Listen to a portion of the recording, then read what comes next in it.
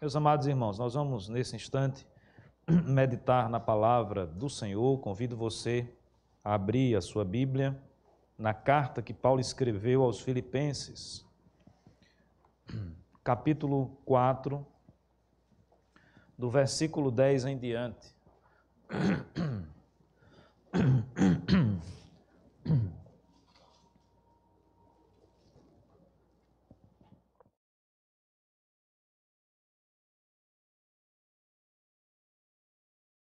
Filipenses, capítulo 4, do versículo 10 em diante.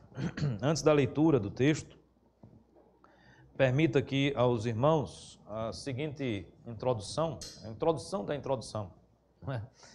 Esse é um mês na Igreja Presbiteriana do Brasil, mês de agosto, que nós dedicamos a missões.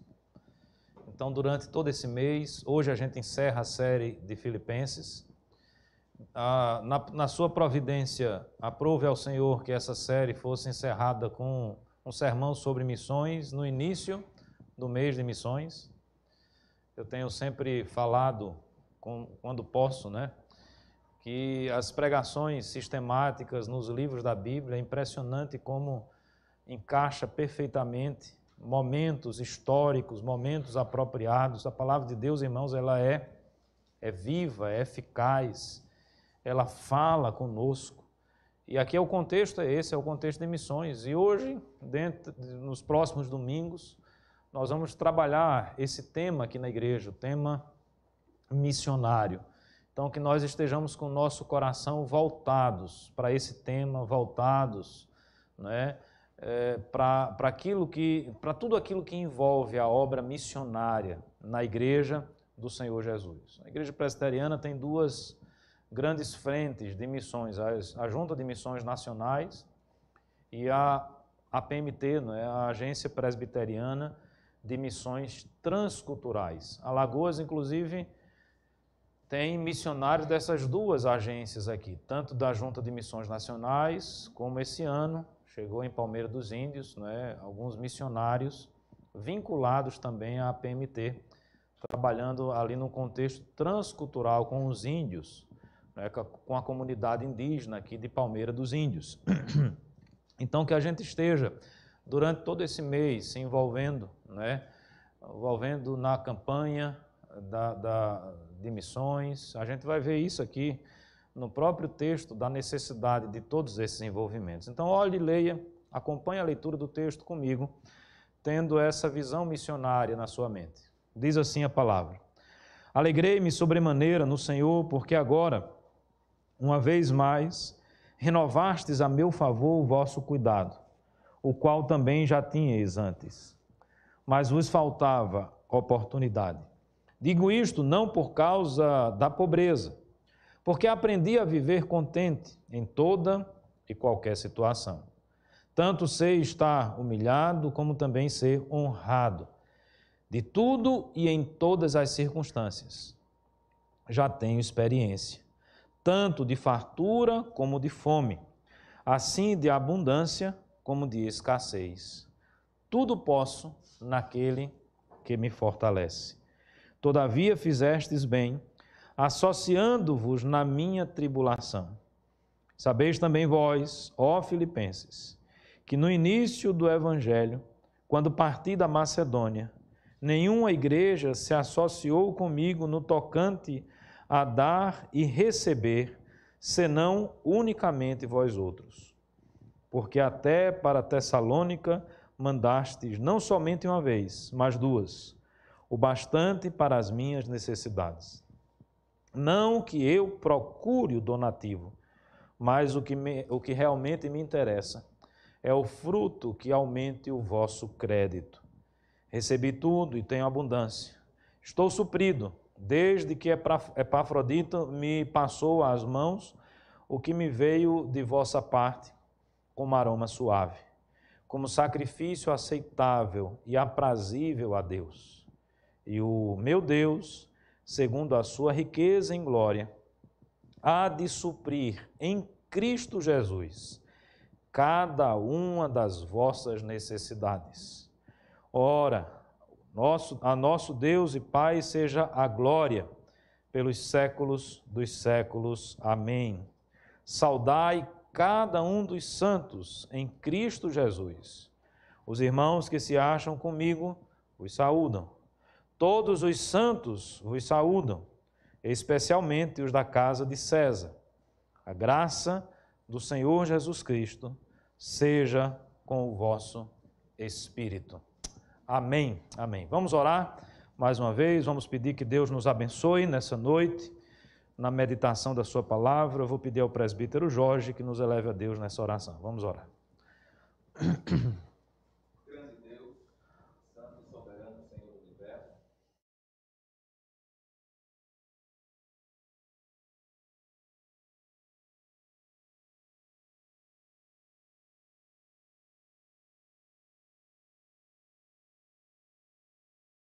santíssima palavra. Fala agora, Senhor.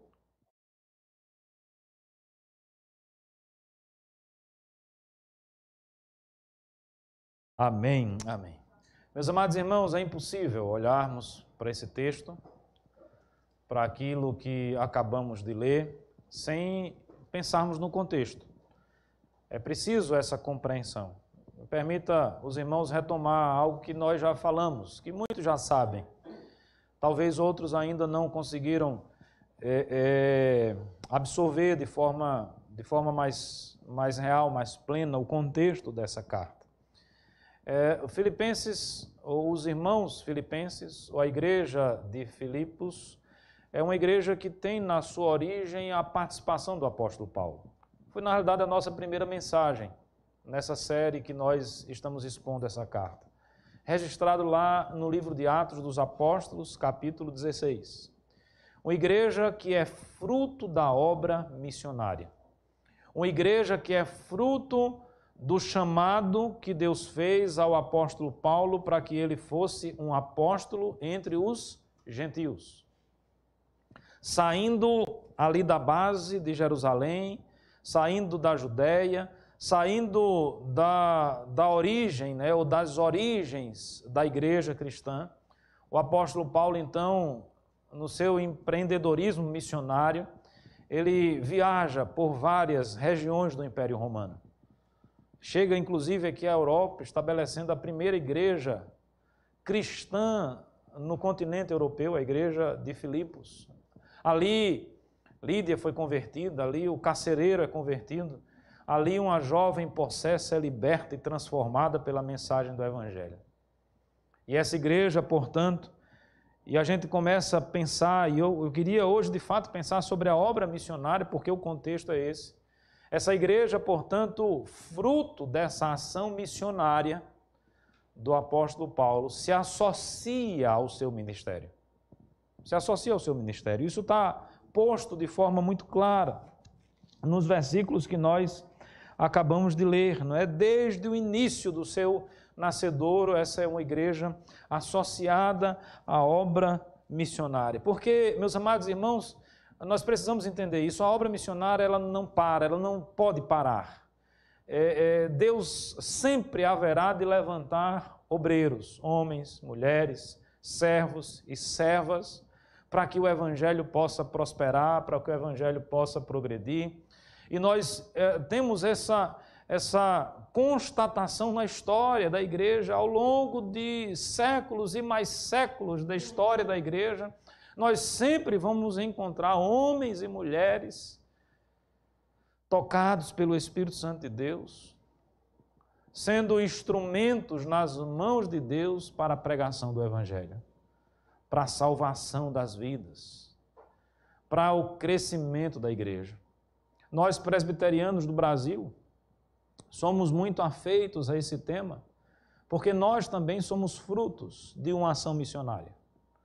A Igreja Presbiteriana do Brasil, temos essa data histórica na nossa igreja, 12 de agosto de 1859.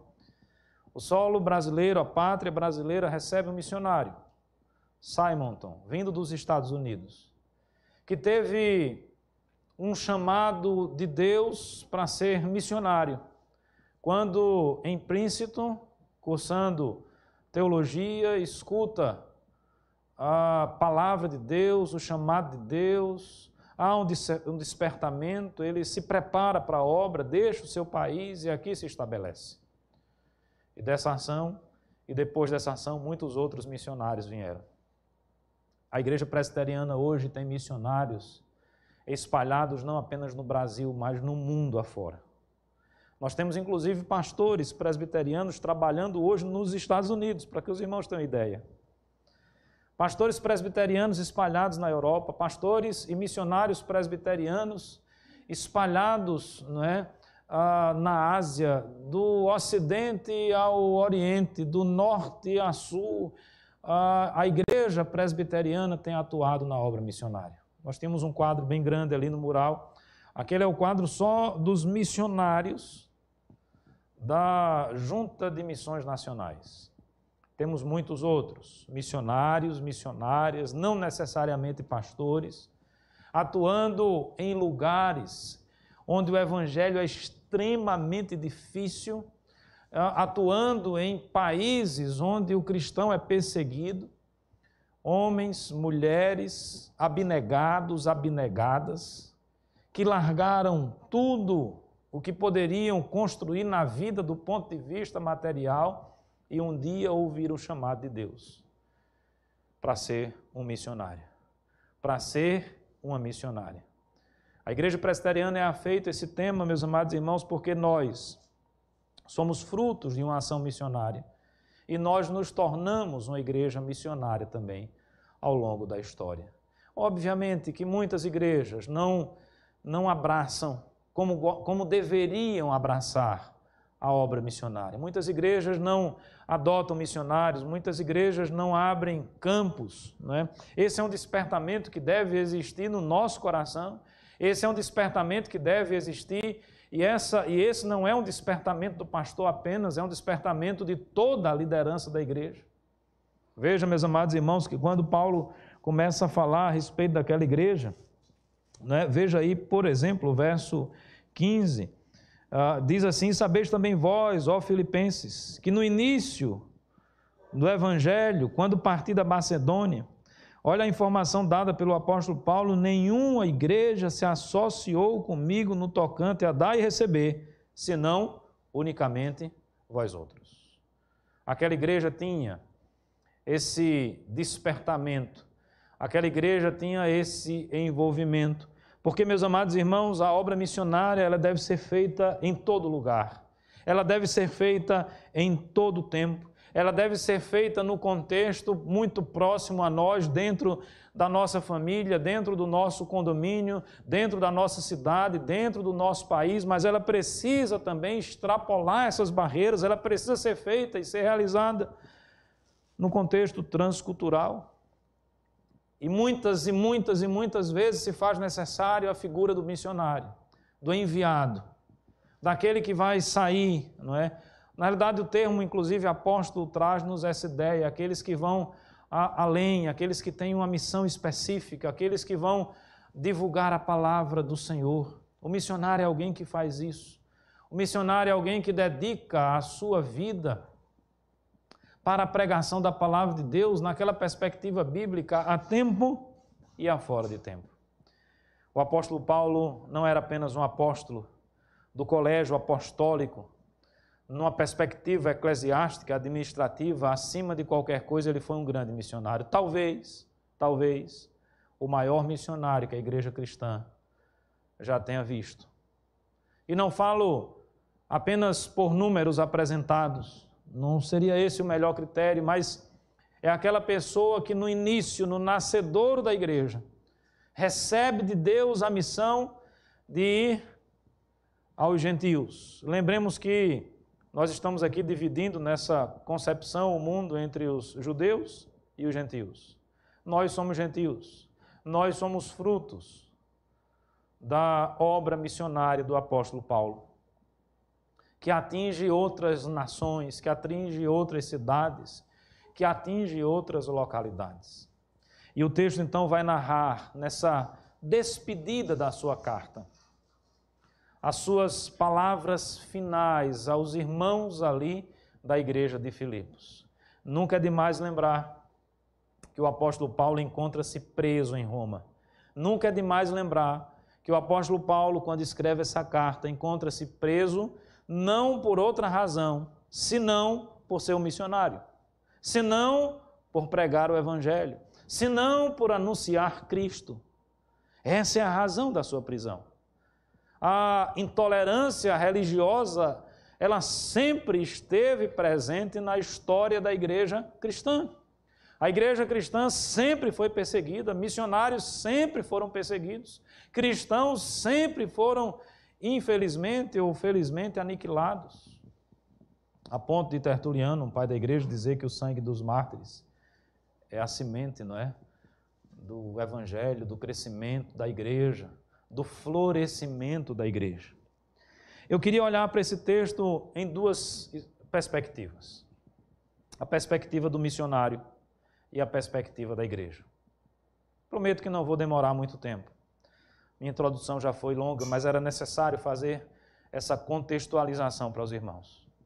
Vamos começar com o que o texto nos ensina a respeito do missionário. Quem sabe, não sei, se nós temos aqui presente hoje alguém que vai ser despertado para a obra missionária. Alguém que se tornará, quem sabe, um missionário transcultural. Ou se não estiver aqui presente, alguém que esteja nos assistindo remotamente. O que é que a palavra de Deus nos fala a respeito dos missionários? O que é que esse texto tem a nos ensinar? Olhemos para a postura de Paulo e vamos aprender com ele.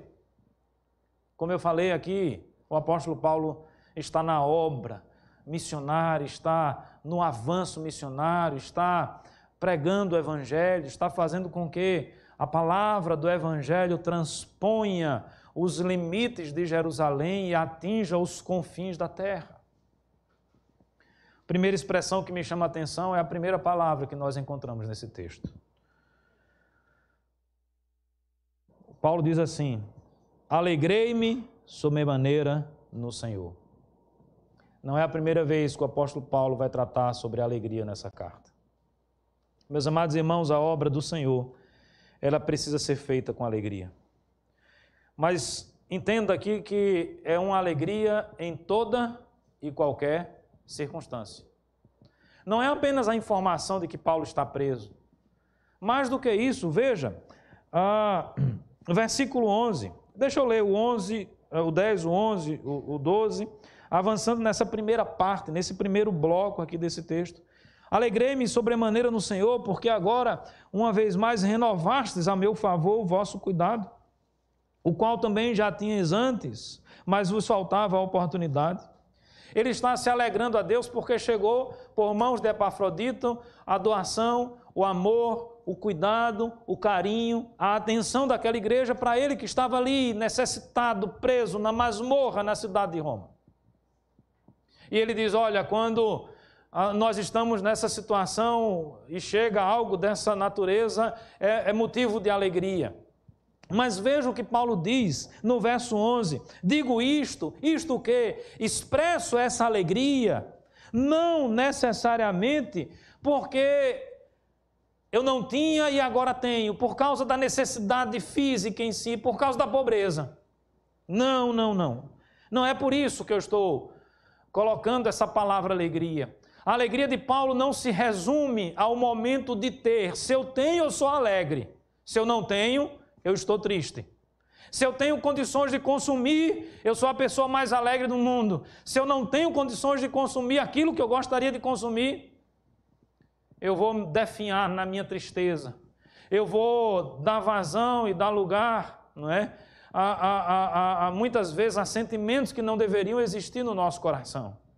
A inveja e tantos outros sentimentos que trazem um mal terrível ao nosso coração. Não é por isso. Digo isto não por causa da pobreza. Verso 1, acompanhe comigo.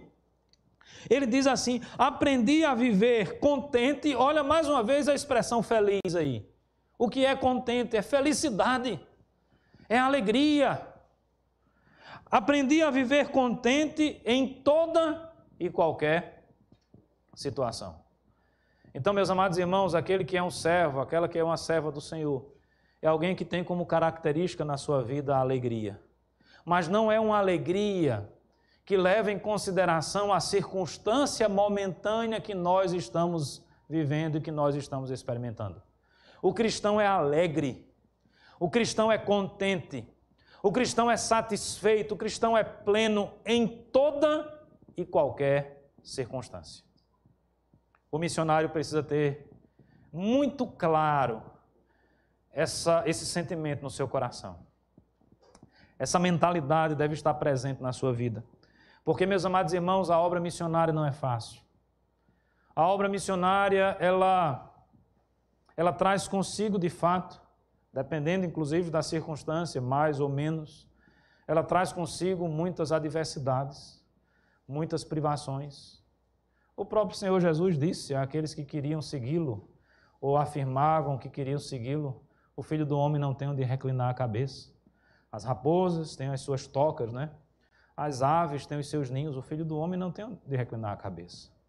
Você quer seguir, você quer fazer a obra, você quer ser um missionário, existem custos que precisam ser calculados.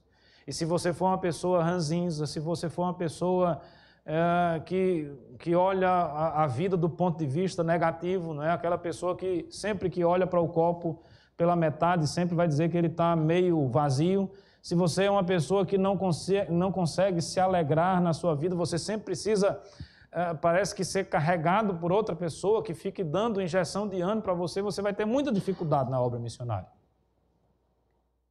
Nós vamos, na realidade, ter muitas dificuldades na nossa própria vida, na nossa própria existência. Aprendi, diz o apóstolo Paulo, a viver alegre, a viver contente, a viver satisfeito em toda e qualquer situação. Ele inclusive aprofunda essa sua ideia dizendo o seguinte: tanto ser estar humilhado, como também ser honrado. A situação atual que ele se encontrava ao escrever isso, era a situação de humilhação ou de honra? Ele estava num grande palácio, participando de um grande banquete, ou ele estava numa masmorra? Ele estava num momento de humilhação, subjugado, de forma injusta, preso simplesmente por professar a fé em Cristo Jesus, preso simplesmente por pregar a ressurreição dos mortos, preso porque pregava às pessoas a necessidade do arrependimento. Arrependei-vos, credes no Senhor Jesus. As autoridades, aqueles que eram contrários a essa palavra, aqueles que amavam o pecado, a libertinagem, não toleravam tal coisa. Aqueles que tinham como prática religiosa, não é, a adoração de falsos deuses, não aceitavam essa religião. Olha que coisa interessante, os irmãos sabiam que nos primeiros séculos os cristãos eram acusados de ateus. Vocês sabiam disso, não? Porque imagina o Império Romano, quantos deuses não tinham? Lembre, desde a Antiguidade, Egito, aí a gente vem para os grandes impérios que existiam ou que existiram na face da terra. Qual era o único povo que adorava apenas um Deus? Qual era o único povo que negava todos aqueles deuses, todo aquele panteão de deuses? Então, se você nega tudo isso, você é o quê? Um ateu. Então, veja, ele, de forma muito clara, meus amados irmãos, estabelece aqui, olha, eu sei estar alegre, eu aprendi a ficar e a viver de forma contente em toda e qualquer situação, seja na humilhação, seja no momento em que eu estiver sendo honrado. Diz mais o texto: de tudo e em todas as circunstâncias, já tenho experiência. Esse é um ponto interessante. O apóstolo Paulo não está falando isso da boca para fora. Ele está falando isso porque ele teve a experiência, ele já foi honrado e ele já foi humilhado. Eu, por exemplo, nunca tive a experiência de ser rico, mas me parece que algumas pessoas tiveram essa experiência. Me parece que alguns têm a experiência, e quando eu digo rico, muito rico, eu nunca tive a experiência de passar fome. Algumas pessoas já tiveram essa experiência e me parece que não é a melhor experiência possível. Deve ser algo terrível. Mas quando você passa essa fome, quando você passa essa necessidade, No contexto em que você está na obra missionária, no contexto em que você está fazendo a vontade de Deus, quando você sabe que aquilo existe porque você está pregando a verdade, quando você passa algum tipo de humilhação, de restrição, quando você é perseguido, você vai repetir as palavras do Senhor Jesus: bem-aventurados sois. Quando vos perseguirem, quando mentindo disserem todo mal contra vós. Veja, a alegria do cristão, ela sobrepuja as circunstâncias da vida. A alegria do cristão não está presa nisso. Bem diferente do espírito da nossa época. Os irmãos conseguem perceber isso? Eu falei rapidamente aqui no espírito da nossa época, que é o espírito do consumo, que é o espírito em que o ter sobrepuja o ser. Se eu não tenho, eu estou triste. Muitas vezes o menino está lá, cabrunhado, triste, passando mal. O que é que você tem, meu filho? Não, porque eu queria ter o iPhone X, Y, Z e não posso ter. O que é que você tem, meu filho? Olha, eu estou assim porque eu gostaria muito de ter a roupa que... tem um tênis aí, é Vans, né? Não tem uma marca de tênis? Eu queria ter um tênis Vans, sei lá o quê. Todo mundo tem, eu não tenho. Vamos, meu filho, vamos dar um jeito. Vai lá no camelô e compra o pirata. Até parece que o olho dos outros não são treinados para perceber que é pirata. Veja, são essas coisas do espírito da nossa época que traz alegria ou não traz alegria. Aí o apóstolo Paulo está dizendo: olha, eu aprendi a ser alegre em toda e qualquer circunstância por experiência própria, porque eu passei por todas elas. Ele aprofunda mais ainda, quando ele diz assim: tanto de fartura como de fome. Então ele esteve no banquete, ele esteve naquele churrasco maravilhoso, né? Fartura de carne, de comida, aquela fartura que o cara come até dá uma dor, né? Come, depois deita esperando a morte, com o bucho cheio, que não aguenta nem se mexer direito, não é? Como ele esteve também na realidade da fome, da privação, da necessidade, tanto na abundância como na escassez. E o que é que ele diz?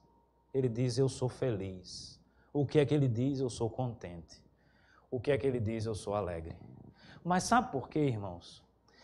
Para mim o grande segredo, que não é segredo, entenda, eu estou usando essa linguagem para que a gente compreenda os passos a serem seguidos. Para mim o grande segredo de compreender, de entender isso, está no versículo 13. É um versículo maravilhoso e bendito, usado de forma errada a rodo na igreja. Impressionante. É impressionante que as pessoas usam o versículo justamente no espírito da época. O caso é assim: não, rapaz, estou doido para comprar um carro novo. Ah, meu irmão, tudo posso naquele que me fortalece. Eita, eu estou doido para fazer isso. Tudo posso naquele que me fortalece. Não, peraí. Não é isso que o texto está dizendo, é o contrário disso. Vamos aprender o contexto. O que é que o apóstolo Paulo está dizendo? Eu sei ser contente, ser feliz em toda e qualquer circunstância, na fartura, na pobreza. Agora eu estou preso, agora eu estou na humilhação. Se eu fosse honrado, eu estaria feliz também. E o grande segredo qual é? Como atingir, pastor, essa felicidade? Pastor, a gente quer ser feliz, porque todo mundo quer ser feliz. Ou alguém aqui quer ser triste e faz questão de ser triste. Amanhece e diz assim: não, hoje eu quero ser triste, eu quero sofrer. E tudo que eu fizer na minha vida é para eu sofrer e para eu sentir essa tristeza. Se alguém age assim, ela não está no seu senso comum, porque o ser humano, no modo geral, quer a felicidade, quer a alegria. E a pergunta para nós é: como o apóstolo Paulo atingiu esse nível de alegria? Qual é o segredo disso? O segredo está no versículo 13. A força dele vem de quem? Qual é o poder que age nele? É o poder de Deus. Se eu posso, é porque Deus me fez poder. E quando Deus me faz poder, eu posso tudo. E esse tudo significa que eu posso passar toda e qualquer privação, porque Deus vai me fortalecer. Posso todas as coisas naquele que me fortalece. Primeiro, naquele, vem de Deus. Segundo, na perspectiva de ser fortalecido Pastor, está muito difícil a vida. Meus irmãos, eu sei que está. A carestia está aí, diante dos nossos olhos. O sofrimento de tantas pessoas. Quantos irmãos aqui não já passaram por momentos de aperto na vida? Não estou falando de apertinho pouco não, estou falando de aperto muito. Aquele momento que às vezes bateu o desespero. Eu não estou falando só de questão financeira, não. Financeira, familiar, pessoal, profissional, seja a área que for. Aquele momento que é assim, poxa, complicou o negócio. As forças não tem mais, a expectativa de futuro não tem mais, a esperança está indo embora, a coisa está complicada, somos tomados às vezes pelo medo, somos tomados às vezes pelo pavor, pela insegurança, pela incerteza. O apóstolo Paulo, meus amados irmãos, ele diz isso, ele estava no momento de sofrimento, ele não está negando o seu momento de sofrimento. Tem um verso aqui, daqui a pouco eu acho, sem o óculos eu sofro mais, quando ele disse que a situação dele era essa situação, a situação de dificuldade, né? A situação de angústia, ele estava preso. Mas veja, ele está dizendo àqueles irmãos, olha, eu posso passar até pela situação que eu estou passando, porque Deus me fortalece. Como, pastor, ser alegre, como o apóstolo Paulo era alegre? Como atingir essa felicidade plena que independe das circunstâncias? Confiando em Deus. Colocando a nossa vida nas mãos de Deus. Sabendo que Ele nos fortalece no momento em que nós estivermos fracos. Porque vai existir um momento que a gente vai estar fraco. Vai existir um momento que a gente vai dizer, eu acho que eu não consigo. Vai chegar um momento que a gente vai dizer assim, o sofrimento é grande demais, eu não estou suportando, eu não estou aguentando. É nessa hora que a palavra de Deus vem e diz assim, você pode. Isso aqui não é autoajuda não, tá? Isso aqui é a ajuda do alto. Isso aqui é a ação de Deus, você pode. Por que você pode? Porque a sua força está em Deus. Logo, todos nós que estamos em Deus, que vivemos para Deus, que somos lavados e remidos pelo sangue do Cordeiro, podemos afirmar nessa noite, tudo posso naquele que me fortalece. O servo de Deus, o missionário, precisa ter essa visão na sua vida. Ele precisa ter a visão também, não apenas da alegria, mas a visão da gratidão a Deus. Veja que o texto relata isso, o apóstolo Paulo está grato por aquilo que Deus estava fazendo na vida dele, através da vida dos irmãos ali de Filipos, dos filipenses, daquela igreja. Ah, meus amados irmãos, como às vezes nós somos ingratos, né, na nossa vida. Como nós somos ingratos. A coisa geralmente é assim. A gente está num aperto, a gente está numa angústia, a gente está numa dificuldade, seja ela qual for, em qualquer área da vida, a gente ora mais, a gente vira mais crente, a gente lê mais a Bíblia, a gente faz mais a vontade de Deus. É quase que uma ação de barganha para ver se Deus tira a gente daquela situação. Na verdade, Israel passava muito por isso, né? No momento do aperto, eles começavam a orar e Deus ia lá e abençoava. Depois eles se voltavam contra Deus. Iam adorar os falsos deuses, aos Baalins, iam fazer aquilo que Deus proibia que eles fizessem, né? Iam seguir, né, a religiosidade, a filosofia dos pagãos, esquecendo-se da palavra de Deus, de tudo aquilo que Deus tenha feito. Então, meus amados irmãos, muitas vezes a ingratidão se apresenta dessa forma, quando de forma deliberada nós simplesmente voltamos as nossas costas para Deus. Quando nós não reconhecemos a ação de Deus na vida das pessoas, nos abençoando, sendo instrumento de Deus na nossa vida. Nós precisamos ter mais gratidão no nosso coração, porque a nossa alegria, ela independe das circunstâncias. Então, seja lá o que for que está acontecendo, que a gente possa agradecer. Tem o hino 61 ou 62, do nosso hinário, que são 2 hinos que tratam desse tema de gratidão. Num deles, não é, diz assim, graças te dou pelos amigos e até pelos inimigos. Até pelos inimigos a gente precisa agradecer a Deus. Pelas situações adversas. Às vezes a gente tinha uma esperança em determinada situação, em determinada coisa, a porta se fecha, nada deu certo naquele momento. Agradeça a Deus por isso. Quem sabe se não foi um livramento de Deus na sua vida? Nós precisamos ter o nosso coração grato. Aquele que tem um coração grato, ele está conectado com Deus e ele tem uma certeza no seu coração. Deus é por ele, Deus é com ele, Deus o abençoa. Deus abre portas, Deus fecha portas. O missionário está disposto a passar por esse sofrimento, sem nunca perder a gratidão a Deus. Se um dia tiver lá o arroz com o bife do Oião, né, com um ovo para você comer, agradeça a Deus por isso. Eu já ouvi até alguém dizendo que se você tem muita panela e prato para lavar, agradeça a Deus por isso, porque é sinal que teve comida e você comeu. Pior é que nem panela tem para lavar porque não tinha comida para comer. Nós precisamos aprender a olhar as coisas boas da vida. Nós não podemos nos contaminar. E o espírito da nossa época traz muito isso, né? Dessa sociedade cheia de direito e que não aguenta enfrentar os problemas e as dificuldades da vida. Uma das formas de enfrentarmos os problemas é com gratidão no nosso coração. Quanto mais nós agradecemos, mais nós nos fortalecemos. Quanto mais nós agradecemos, mais nós conseguimos de fato contar as bênçãos e esquecer um pouco daquilo que nos faz sofrer. Terceiro ponto sobre os missionários, é preciso que eles sejam movidos por fé e não por interesses outros. O apóstolo Paulo diz com todas as vezes, olha, eu sou grato a Deus pela ação de vocês, mas a minha intenção não são os donativos. Eu fico imaginando alguns pastores, né? Alguns que se dizem pastores nos nossos dias, tendo essa postura. Não quero dinheiro, não.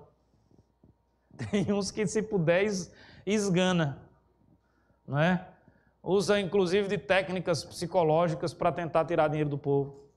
Verdadeiros mercenários. O apóstolo Paulo não era mercenário. O interesse dele não é...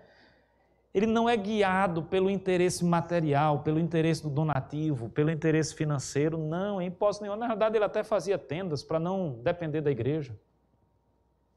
Ele não gostava de depender da igreja. Mas quando a igreja o ajudava, e a igreja em Filipos era uma igreja atuante na obra missionária e que se associou com o apóstolo Paulo, quando isso acontecia, ele se alegrava. Quando isso acontecia, ele era grato a Deus. Se alegrava muito mais do que pelo donativo, porque aqueles irmãos estavam fazendo a coisa certa. Ele se alegrava e agradecia, porque aqueles irmãos estavam sendo instrumentos nas mãos de Deus. Mas ele era motivado, irmãos, pela fé. Só atinge esse nível quem é motivado pela fé. Quem fica pensando nos ganhos financeiros, quem fica pensando nisso ou naquilo outro não vai para frente. Eu costumo dizer, depois de 21 anos de ministério, e em 21 anos de ministério, eu já vi muitas coisas acontecerem. Algumas delas, tem alguns, inclusive, colegas de turma que hoje sequer estão no ministério mais. Não são pessoas ruins, não é isso que eu estou dizendo. Simplesmente não suportaram. Simplesmente não aguentaram. Não sei se por outros interesses ou porque pensavam em outras questões. Nós precisamos compreender, irmãos, que a obra da missão pastoral, aquele que está nessa ação, ou ele entende que é ministério, ou ele é movido por fé, ou ele vai, de repente, se tornar um mercenário, vai pular fora, não aguenta. Porque é ministério. O que nos motiva e o que deve nos motivar é a fé, é a esperança, é a certeza de estar fazendo a coisa certa, é a certeza de que nós estamos ouvindo o chamado de Deus na nossa vida. Mas e a igreja? Como é que fica nessa história? Vamos rapidamente pensar um pouco a respeito disso. Do ponto de vista da igreja, nós temos dois eixos, para mim, que são muito claros nesse texto. Como a igreja se envolve na obra missionária? Mês de missões. Missionários espalhados pelo Brasil, missionários espalhados pelo mundo, missionários aqui no estado de Alagoas. como a sétima igreja pode agir, como você pode agir enquanto igreja do Senhor Jesus. Geralmente nós temos duas formas de ajudar, principalmente aqueles que estão nesse contexto transcultural, e eu quero focar nessa perspectiva, porque missionários todos nós somos. A obra missionária é a obra da evangelização. Você deve ser um missionário no seu trabalho. Você deve ser uma missionária na sua casa. Mas pensando nesse contexto, que é o contexto do apóstolo Paulo, de alguém que saiu, mas que está sendo abençoado por aquela igreja. Como essa igreja pode abençoar essas pessoas? Financeiramente e espiritualmente.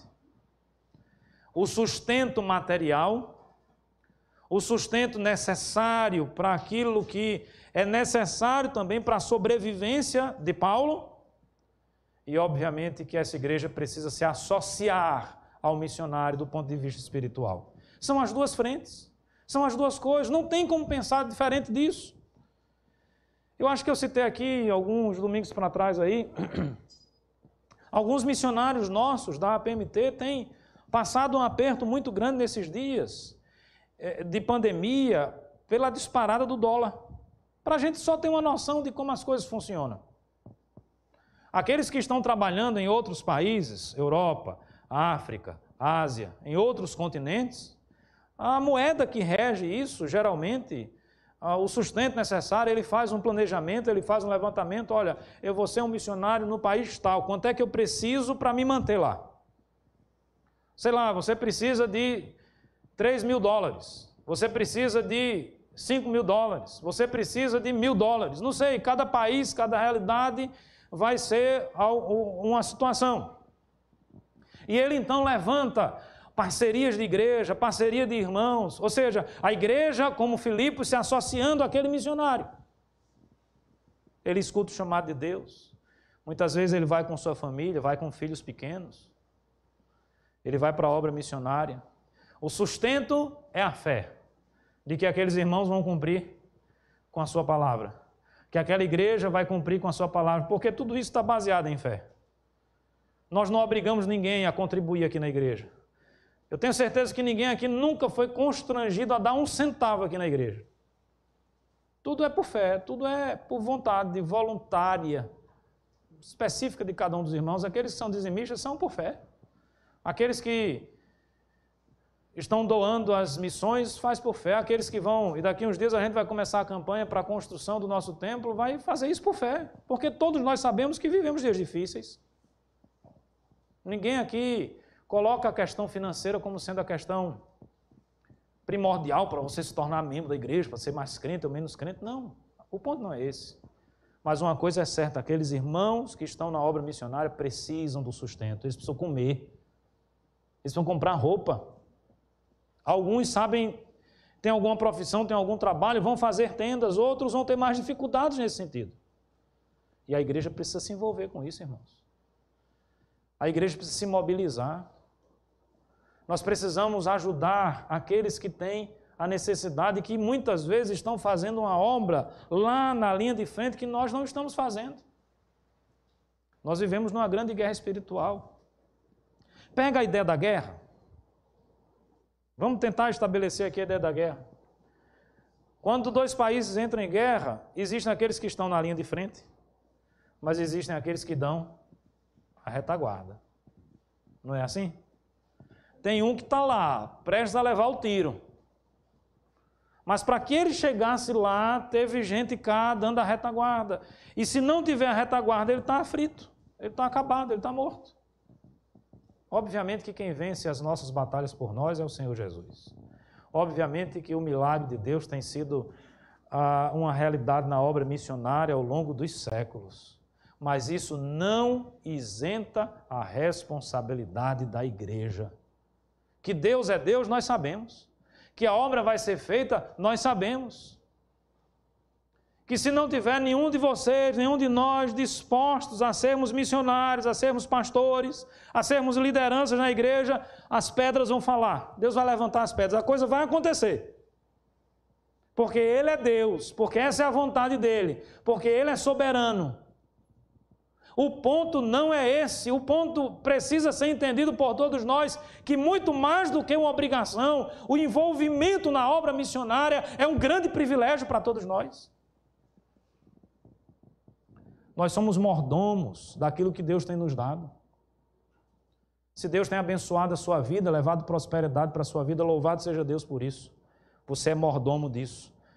Na administração daquilo que Deus tem lhe dado, não esqueça da obra missionária. Não esqueça do Evangelho. Não esqueça da igreja. Não esqueça da obra social. Obviamente, tem muitas frentes que a igreja precisa trabalhar. O objetivo e o foco hoje é a obra missionária. O apóstolo Paulo vai descrever, vai falar do sustento financeiro. Os donativos foram recolhidos, foram enviados. Epafrodito foi lá entregar. E o apóstolo Paulo diz assim, olha, recebi tudo, verso 18, e tenho abundância. Estou suprido. É como se ele estivesse dizendo assim, eu não tenho mais necessidade. Chegou o suprimento. Chegou o que era necessário. Desde que Epafrodito me passou as mãos, o que me veio de vossa parte. E ele diz, não é, que isso para ele é como se fosse algo, um sacrifício. Ele compreende o sacrifício daqueles irmãos. Eu não duvido que aqueles irmãos, muitos, eles também estavam sacrificados. Afinal de contas, irmãos, a igreja cristã era perseguida. Muitos talvez não tivessem nem a liberdade de ter os seus negócios, o seu comércio funcionando, porque simplesmente eram cristãos, eram perseguidos. Mas dentro daquilo que Deus deu a possibilidade, eles ajudaram. Sabe por quê, irmãos? Porque um pouquinho de cada um se torna muito para aquele que precisa. Hoje de manhã eu fiz um chamamento aqui. Vou retomar, aproveitar a mensagem. Provavelmente no último sábado desse mês, Igreja Presbiteriana Filadélfia, a igreja co-irmã do nosso presbitério, pastor Paulo Shoa, está precisando de homens para subir o concreto e bater a laje. 6h30 da manhã começa. Mas ele precisa de mais. Ele precisa de cimento, ele precisa de areia, ele precisa de material elétrico, ele precisa de um bocado de coisa. Eu sei que muita gente já doou.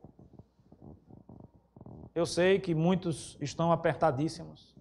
Mas será que não dá para um saco de cimento a gente oferecer na obra missionária? Porque se um contribui com um saco de cimento, não sei quanto é que está, R$30, 30 e... Não sei, Henrique, se tu sabe quanto é que está. Eu perdi já tenho mais... Está R$28, 30 um saco de cimento. Um saco de cimento de um, de outro. Daqui a pouco você juntou saco de cimento, isso faz uma diferença, meus amados irmãos. Os irmãos percebem? A igreja se envolvendo na obra.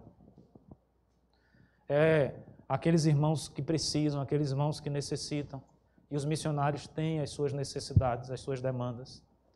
Mas uma coisa que me chama a atenção aqui também é o suprimento da necessidade espiritual, não apenas a material.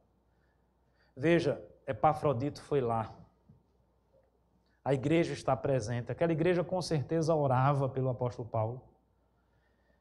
É a igreja que está junto, é a igreja que se associa, é a igreja que se preocupa, é a igreja que pergunta como estão as coisas. É isso que é o apoio espiritual. Como é que estão as coisas? Olhe para... E aí, eu vou falar, pastor, mas não pense que isso é um desabafo pessoal. Não. Mas eu preciso falar disso para que a igreja entenda e compreenda, independente de eu ser o pastor. Quem é que está nos presidindo? Quem é que está nos liderando? Chegue junto. Ore por essa pessoa. Pergunte como as coisas estão. Nós temos missionários no estado de Alagoas. Se informe. Antigamente se mandava carta. Nós não estamos mais no tempo da carta. Manda uma mensagem no WhatsApp. Manda um e-mail. Dá um ok numa rede social, incentiva, ora por aquela pessoa, chega junto, a igreja precisa se associar. Nós precisamos, irmãos, de uma vez por todas, eliminar do nosso meio esse conceito de consumo de igreja. Pessoas que chegam na igreja, mas que não se sentem parte da igreja. Não se envolvem com a igreja, vão lá só para consumir uma boa música, uma boa mensagem, beleza, tô ok, tô mais leve, tô mais tranquilo, vai começar a segunda-feira. Eu não queria que você ficasse leve. Eu, na realidade, quando prego, não tenho a menor intenção de que ninguém fique leve. Quando o Senhor Jesus, vamos voltar para de manhã, começou a escrever lá no chão, ele não tinha intenção de que aqueles homens ficassem leves. Aqueles homens foram acusados pela sua própria consciência. Porque nós não precisamos, e meus amados irmãos, de paliativos, nós precisamos da verdade e do confronto. E através do confronto, a transformação da nossa vida. Aí nós seremos felizes. Aí as coisas vão progredir. Aí as coisas vão dar certo. Não adianta ficar tapando o sol com a peneira, porque as coisas não funcionam dessa forma no reino de Deus. O confronto se faz necessário com a realidade, com o nosso pecado. Que o Espírito Santo de Deus acuse-nos nessa noite, acuse a nossa consciência dos nossos erros, das vezes em que nós estamos fazendo aquilo que é mal perante o Senhor. Que o Senhor Jesus tenha misericórdia se a sétima igreja não está envolvida como deveria estar na obra missionária, e que ela desperte a vida do seu pastor, e que o Espírito Santo de Deus desperte o conselho dessa igreja, os diáconos, cada irmão, que dessa igreja surjam missionários para a obra do Senhor Jesus. É isso que nós desejamos, é assim que nós precisamos encarar a obra missionária, o avanço, o trabalho do Senhor Jesus. Que o Espírito Santo de Deus incomode os corações. Nós precisamos nos envolver financeiramente. Nós precisamos nos envolver, meus amados irmãos, espiritualmente. Pergunte, chegue junto. Abrace aquela obra, abrace aquela causa. Nós temos campos necessitados. Eu vou falar do nosso estado. No nosso estado nós temos campos necessitados. Muitas vezes está lá um obreiro sozinho com a sua família, passando aperto, longe. Às vezes não tem nem dinheiro para sair e fazer um lanche. A realidade é essa, meus amados irmãos. A realidade é essa. Vai lá, chama um missionário, faz uma visita, paga uma pizza, proporciona um momento de alegria, chega junto na igreja. Você está precisando de quê, meu irmão? Olha, dinheiro eu não tenho, mas eu quero ajudar aqui. Tem alguma coisa para fazer? Tem saco para carregar? Eu vou carregar saco. Eu não posso não ter dinheiro, mas eu tenho a inteligência e o dom que Deus me deu. Ou não? Nós não temos os nossos dons, nós não temos os nossos talentos. Que Deus nos deu para quê? Para o serviço. Que Deus nos deu para quê? Para o engrandecimento e para o crescimento da igreja. Nós não podemos esconder os nossos talentos. Nós não podemos nos esconder em nós mesmos. Essa não é a postura da igreja. Se encastelar, se enclausurar. A igreja existe para ser sal e luz do mundo. Lembre-se das palavras de Cristo. Ninguém acende um candeeiro e coloca embaixo da mesa. A igreja precisa mostrar a sua luz ao mundo. Para isso ela tem que sair debaixo da mesa. Para isso ela tem que abrir as portas e enfrentar a realidade da vida. Tem muitas igrejas por aí afora crescendo. Sabe por que crescem? Porque resolveram sair dos muros. Porque resolveram sair lá fora. Eu conheço muitas realidades de igrejas que não tinham muito. E eu falo financeiramente falando. Mas decidiram investir na obra missionária. Eu não conheço uma igreja que investe na obra missionária. Eu vou repetir essa primeira, presta atenção no que eu estou falando. Eu não conheço uma igreja que investe na obra missionária que passa dificuldade financeira. Não passa. Porque Deus honra. Eu vou repetir, eu não conheço uma, e eu conheço várias igrejas que investem na obra missionária. Eu não conheço uma que passa dificuldade financeira. Tem uma bem próxima, do nosso sínodo, que começou a investir na obra missionária. Começou a investir com um missionário, transcultural. Eu acho que hoje já deve sustentar de 3 a 4. E a receita duplicou. Qual é a mágica? Zero mágica. Qual é a manobra? Zero manobra. A coisa é muito simples. Nós estamos fazendo aquilo que Deus quer que a gente faça. E quando a gente faz isso, Deus abençoa. Simples assim. Tem a parte do missionário, tem a parte da igreja. Se existem missionários no nosso meio, vamos aprender com o apóstolo Paulo. Mesmo que não sejamos missionários, vamos aprender com o apóstolo Paulo a nos portar na nossa vida como missionários que somos em toda e qualquer circunstância e contexto da nossa vida. Mas como igreja, vamos aprender com os filipenses, irmãos. Vamos nos associar à obra missionária. Eu faço esse desafio aqui. Desafio aos presbíteros da igreja, ao nosso conselho. Está aqui Henrique, Jorge, Hugo, André. Domingos deve estar nos ouvindo de casa. Eu faço esse apelo aqui, esse desafio aos diáconos da nossa igreja, à SAF da nossa igreja, aos jovens da nossa igreja. Eu sei que muito nós já fazemos, mas não existe nada tão bem feito que a gente faça que não possa ser melhorado. Vamos aprimorar, vamos avançar, vamos melhorar. Eu dou graças a Deus quando eu vejo a SAF reunida aí com as missionárias, participando, dando suporte missionário, dando suporte espiritual, melhor dizendo, que essas pessoas precisam. Esses dias uma aluna do Instituto Bíblico pregou para as irmãs, louvado seja Deus por isso, é essa aproximação. Eu, quando fui seminarista, fui abençoado pela SAF. Os famosos kitzinhos lá de pasta de dente, não é? Sabonete, que muitas vezes faz falta e aquilo é bênção. E não é pelo sabonete. O que a gente precisa entender é isso que Paulo diz, não é pelo mantimento em si.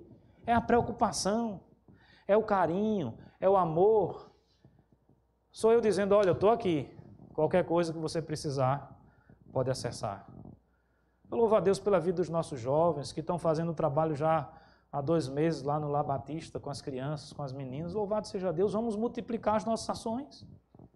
Vamos fazer mais do que isso, porque eu não tenho dúvida que quando assim nós agirmos, e quanto mais nós agirmos dessa forma, as bênçãos de Deus vão cair sobre a vida da 7ª Igreja Presbiteriana de Maceió. Que Deus nos abençoe. Amém. Amém.